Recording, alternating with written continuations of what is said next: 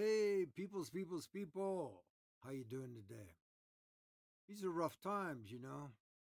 Um, you know, um,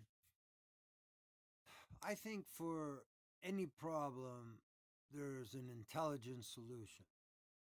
I wish I was more intelligent. I think I'm a little bit intelligent, but this immigration thing.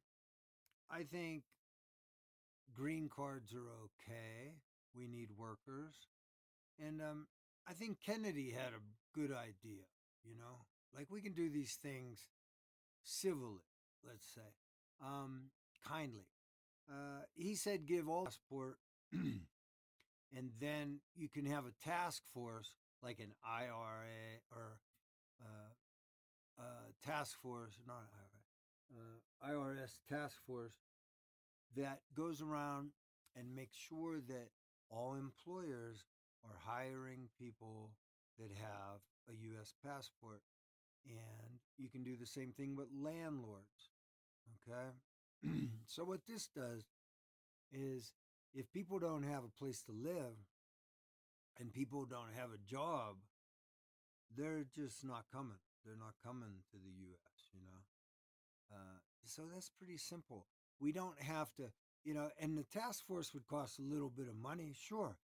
But, if you find a construction company, uh, let's say $10,000, they have 10 employees or 20 employees, $20,000 for, $1,000 per illegal, and you put that on the news, overnight, construction companies are going to stop hiring illegal. So you are solving the problem, you know. And you do that to some landlords and you put it on the news and they're going to stop renting till illegal. And so a lot of people will self-deport. If you don't have a job and you don't have a place to stay, you're going to self-deport. So it's like problem solved, you know, and it doesn't cost that much. Yes, it costs a little for a task force, but ICE costs us over $350 billion or something. And and they're brutal, we don't want to live in this kind of brutal country, you know. Now, I do think, oh, and we shouldn't give illegals driver's license. That doesn't make any sense, you know. When you do find an illegal, you put them in a jail cell until you have a busload, or else you have to fly them to some other country, but you return them to their home country, you know. um, I mean, you can do this like kindly. You don't have to be brutal. You don't have to hurt people. You don't have to torture people. And then the word gets out, Oh, I want to go to the United States. Well, if you don't have a green card, you don't have a place to stay, you don't have a job, everybody has to have a US passport to get a job or an apartment, right? Or a driver's license. So they're not coming. It's that simple. And it's respectful and it's nonviolent and it makes sense.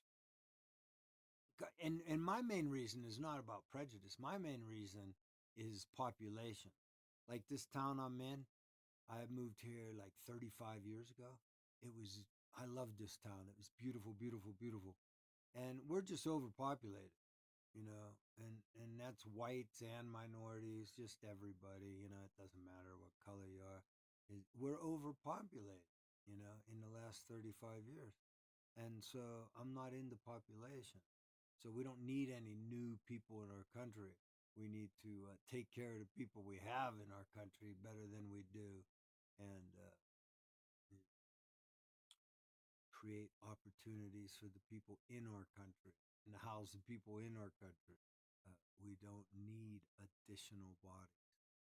And I think we should promote birth control and abortions all over the world because we're destroying the planet very quickly now. You can tell. I'm in Colorado and it's been like 70 degrees all month. And it's January now. Yeah. Uh, yeah. That's problem. That's a big problem. It's just going to get bigger every year. The whole world is in crisis, and we just keep making things worse instead of making things better. All it takes is intelligence, you know. And like this regime, it's they could still make money, you know. They could make money and be nice at the same time, but they're so greedy.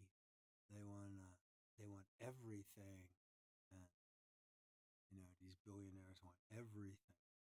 It doesn't make sense. You're destroying the world. You're ruining everybody's life, and things are getting worse, not better.